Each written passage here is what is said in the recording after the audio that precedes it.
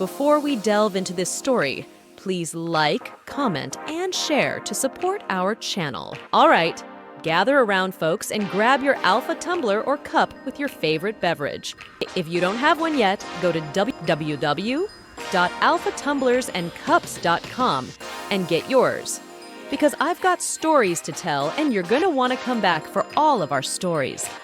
This one involves unwanted friendship advances, boundary-deficient coworkers, and a daring escape from the clutches of unwanted camaraderie. So, there I was, minding my own business at work, when I found myself trapped in the crosshairs of a friendship-seeking missile.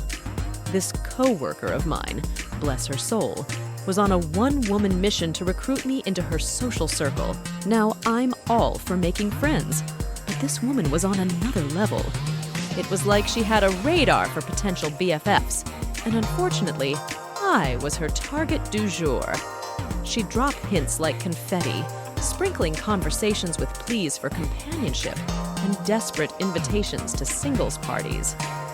"I already spend enough time alone as it is," she'd say, as if I were her last hope for salvation from solitude. And then, just when I thought it couldn't get any more absurd, she hit me with the pièce de résistance, trying to enlist me in her scheme to deceive my own husband about attending said singles shindig. "Just tell him it's a work thing," she'd suggest, a glint of mischief in her eyes. "Nice try, lady, but my marriage isn't up for negotiation in the name of awkward social gatherings. But hold on to your hats, it gets worse." The tipping point arrived when she attempted to convince me to become her personal chauffeur for a weekend getaway, instead of focusing on our nursing duties. Now, I'm all for lending a helping hand, but ferrying her around town like some sort of glorified taxi service was where I drew the line. I put my foot down quicker than you can say Uber without the app, and made it abundantly clear that my nursing scrubs weren't a chauffeur's uniform. I mean, call me old-fashioned, but I signed up for patient care, not chauffeur duty. Now, don't get me wrong, I'm not heartless.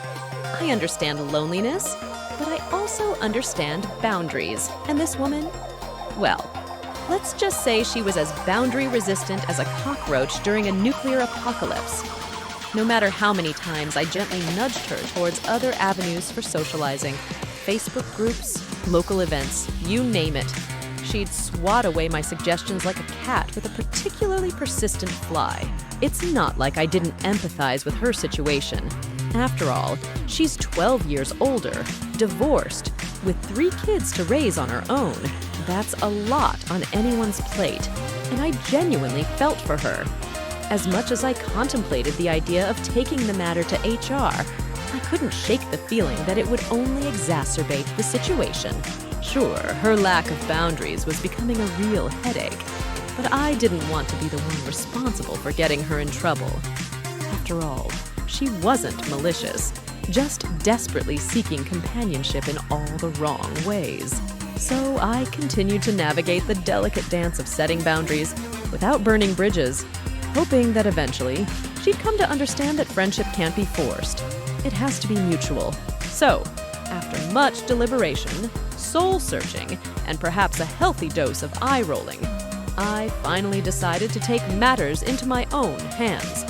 I put in my notice, bid farewell to unwanted friendship advances, and set sail for the land of sanity and solitude. Sure, it's a bit bittersweet. After all, I'm not one to revel in the misfortunes of others, but sometimes you've got to do what's best for your own sanity, even if it means waving goodbye to the clingy coworker who just can't take a hint. So here's to newfound freedom, to boundaries as sturdy as fortress walls, and to never again having to fend off unwanted friendship advances in the break room. Cheers, my friends. The great escape has begun. What do you think?